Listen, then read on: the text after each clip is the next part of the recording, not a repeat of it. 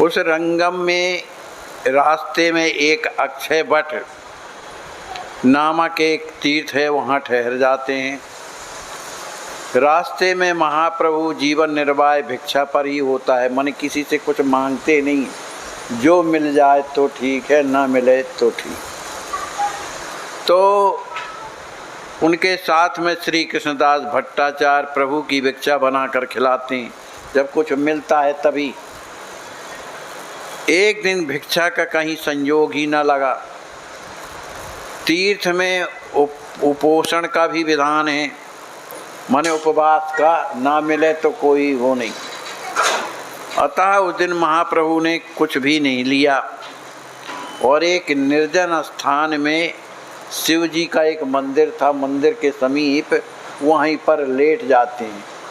अब वहीं पर भगवान के नामों का उच्चारण करते हैं, हरे राम राम राम हरे हरे, हरे कृष्ण हरे कृष्ण हरे हरे। इस तरह का बड़े जोर से उच्चारण करते हैं, क्योंकि महापुरुष गौरांग महाप्रभु की यात्रा किस लिए है?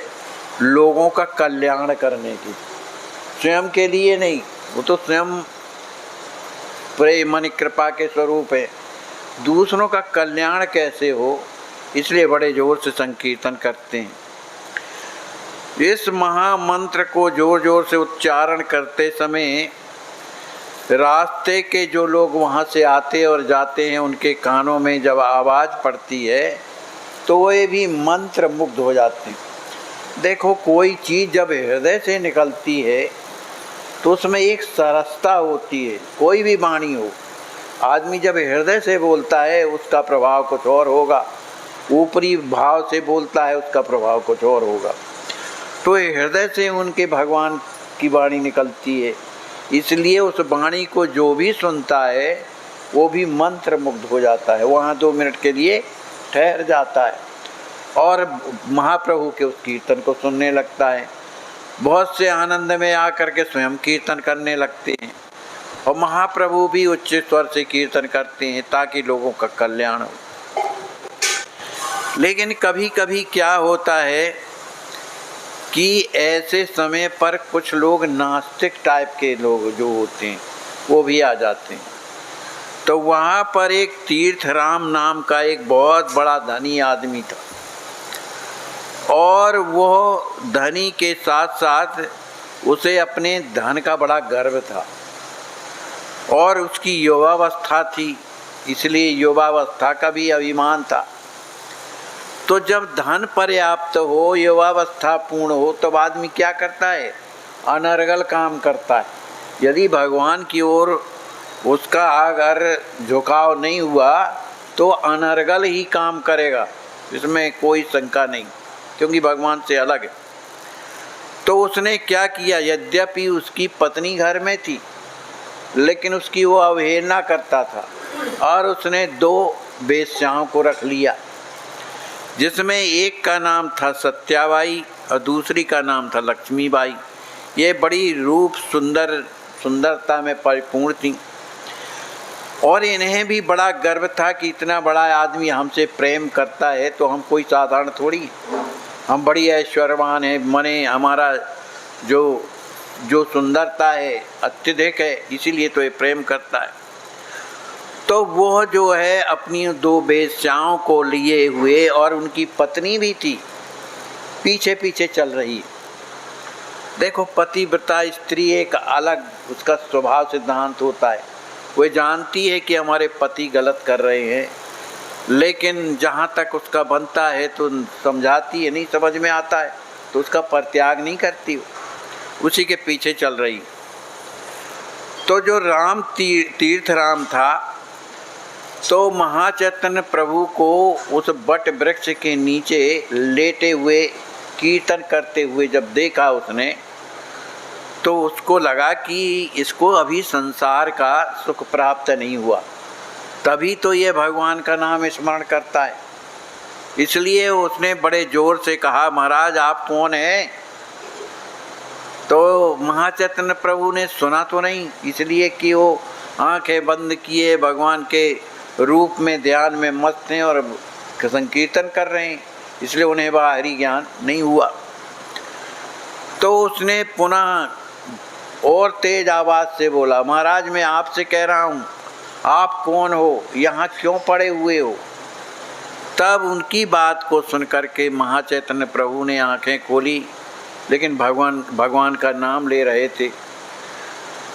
उन्होंने सोचा कि देखो एक ये महाविषी जीव है, इसका कल्याण तो करना प्रभु को है, मैं क्या कर सकता हूँ। तो उन्होंने कहा भैया, उत्तर दिया, भैया हम जो है गृह त्यागी सन्यासी हैं, माने हमने घर द्वार छोड़ दिया है, सन्यासी बन गए हैं और अपने प्यारे की तलाश में निकले हुए कि हमारे प्यारे श्याम सुंदर कहीं हमें मिल जाते, इसलिए हम उनकी तलाश में चल रहे हैं। और हम हमेशा एकांत में रहते हैं। वैराग ही हमारा बंधु है और कीर्तन ही हमारा एकमात्र कर्तव्य है। कीर्तन करते हैं, उन प्यारे का कीर्तन करते रहते हैं और यहाँ एकांत में पड़े रहते हैं। इतना कह करके प्रभु पुनः अपना कीर्तन में लग गए, परिचय दे दिया। अब इस उत्तर को प्राप्त करके वो तीर्थराम को संतुष्ट हो जाना चाहिए, लेकिन वो घमंडी था, धन दौलत थी उसके पास, वेश्यागामी तो था ही। उसको लगा कि इसने संसार का मुख नहीं देखा, अभी इसको स्त्री क्या होती है इसके बारे में इसको ज्ञान नहीं है, क्योंकि अभी कोई उनकी अवस्था ही नहीं है उस तरह की।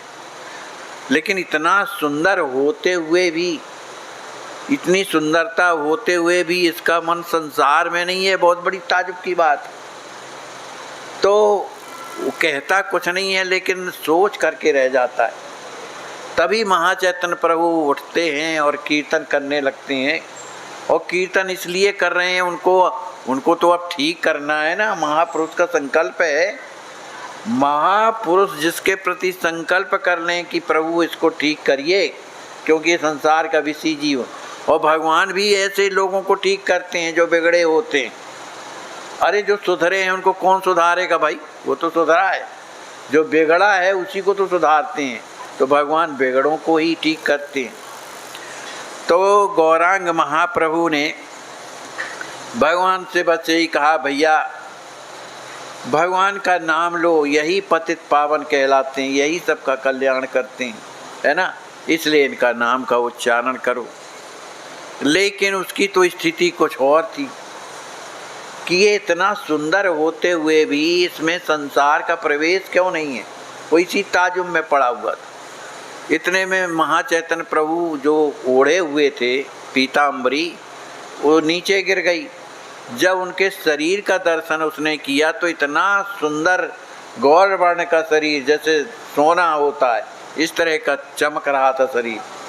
अब उसको तो उसका जो भाव था, अब जो संसार में था कि ये विरक्त हो गया साधु, आखिर इसने संसार को जाना नहीं है, अब उसकी स्थिति बदलने लगी। वो मन ही मन सोचने लगा और वेश्याओं से कहने लगा कि देखो जीवन ये है कि इतना प्रभु ने इसे अपना स्वरूप दिया है, बड़ा सुंदर भी है, घुंघराले बाल भी है, वाणी भी में भी मिठास है, लेकिन संसार का इसको एक भी ज्ञान नहीं। ये कितनी बड़ी बात है। तो उसमें एक जो वेश्या थी जिसका लक्ष्मीबाई नाम था, वो कहने लगी अभी ये क्या जाने, अगर मेरा जब जादू जब चलेगा तो ये किसी रूप में नहीं बच सकता है।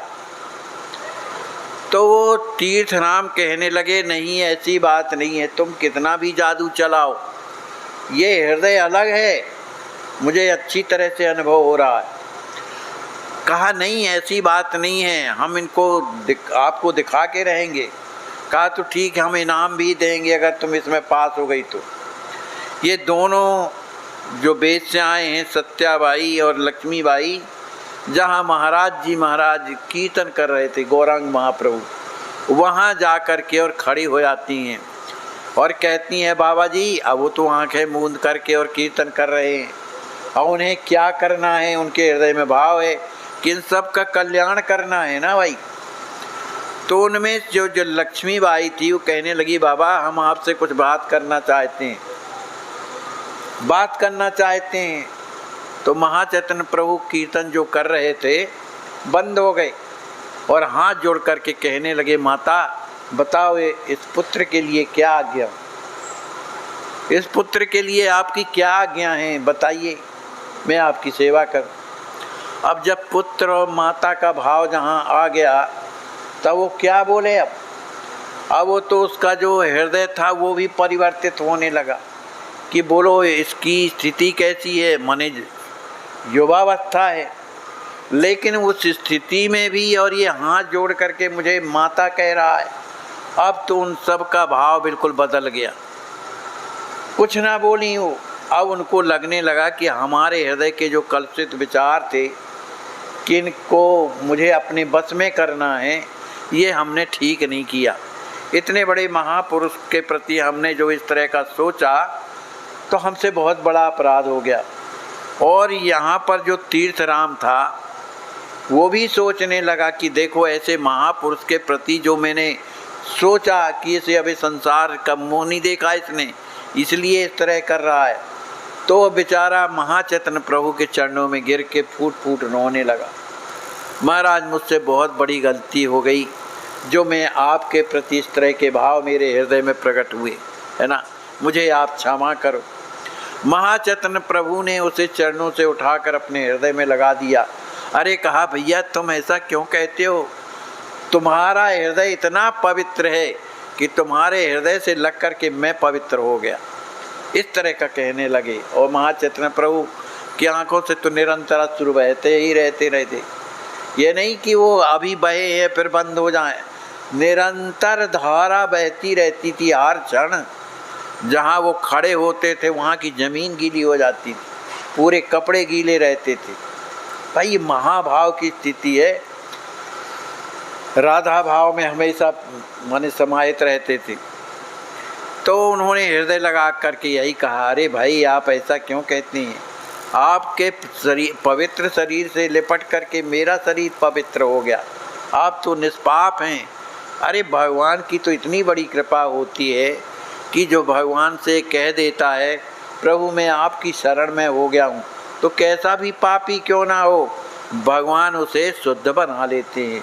तो आप इस तरह का मत सोचो, आप तो बहुत अच्छे हो।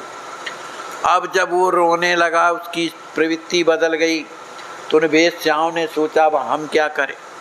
उन लोगों के भी हृदय बदल गए थे, वो भी हाथ जोड़ के प्रार्थना करने लगी, रही महाराज हम तो आपके प्रति बहुत कुछ बुरा भला सोच रहे थे, हम लोगों का कल्याण कैसे होगा, आप हम पर कृपा करो, हमारा कल्याण करो।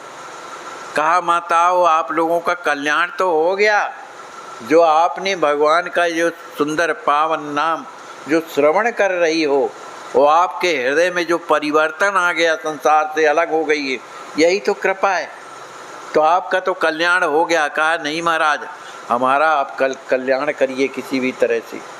तो महापुरुष हैं, उन्होंने उन दोनों वेश्याओं को दीक्षा दिया और उन्हें मंत्र प्रदान किया, कंठी बांधी, सुंदर उपदेश किया और ये कहा कि आज के बाद इस तरह से कोई भी आचरण नहीं होना चाहिए। इसी तरह से तीर्थराम जी को भी उन्होंने शिष्य बना लिया, उन पर भी कृपा किया और उसे भी उपदेश किया कि संसार में इस तरह से नहीं करना चाहिए। अब बची उनकी पत्नी, तो पत्नी तो बेचारी पतिव्रता थी, संसार की मारी हुई थी, तिरस्कारित की गई थी।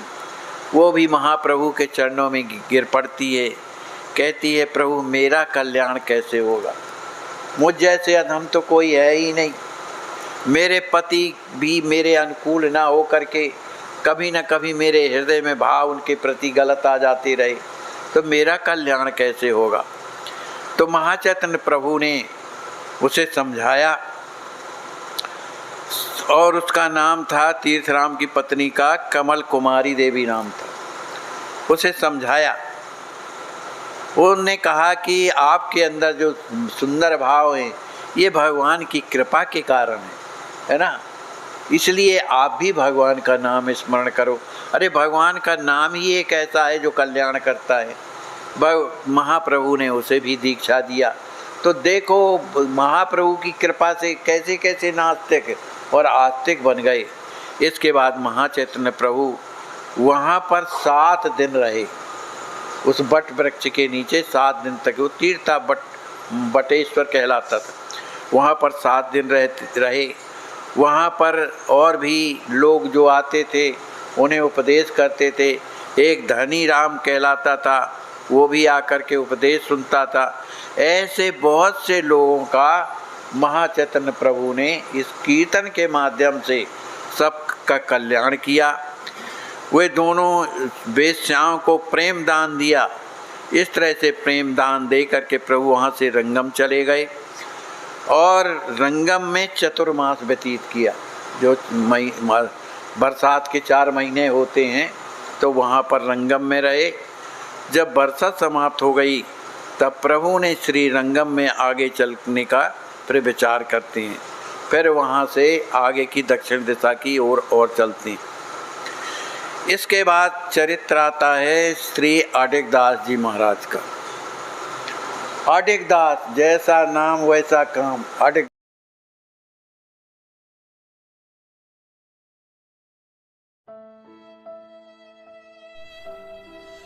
इनको लकवा मारने के बाद 1 महीने तक अपने बिस्तर पर पड़े रहे। दुर्भाग्य हमारे समाज का, कोई हाथ नहीं लगाता था। बेचारे खिसक खिसक के लेटरन करते थे। आज अस्वस्थ संत सेवा ट्रस्ट आपकी देख रहे हैं आप किस प्रकार से स्नान करा रही है और इनको हर प्रकार के इलाज की सुविधा अब चलने लगे हैं। ये मेरे प्यारे भाइयों, जिंदगी में कठिनाइयां हमें सही रास्ता दिखा जाती हैं, अवश्य ही उनसे घबराना नहीं चाहिए। जय श्री राम। कि इसको गहराई से देखें, इसको हृदय से देखें, धरातल पर या नहीं। खूब परीक्षा लेकर इसमें दृढ़ता के साथ पूंछ पड़िए। तन से, मन से, धन से भगवान ने हमें जिस योग बनाया है, हमारा आने वाले समय में ना ये तन रह जाएगा हमारे पास, ना धन रह जाएगा हमारे पास, और ना समय रह जाएगा हमारे पास। तो जो मिला है हमें, जो भगवान ने दिया है हमें अपनी आवश्यकता से अधिक, उसकी सार्थकता तो तभी है जब हम दूसरों के काम में लगाएं। चाहे वो तन हो, चाहे मन हो, चाहे बुद्धि हो, चाहे विवेक हो, चाहे धन हो।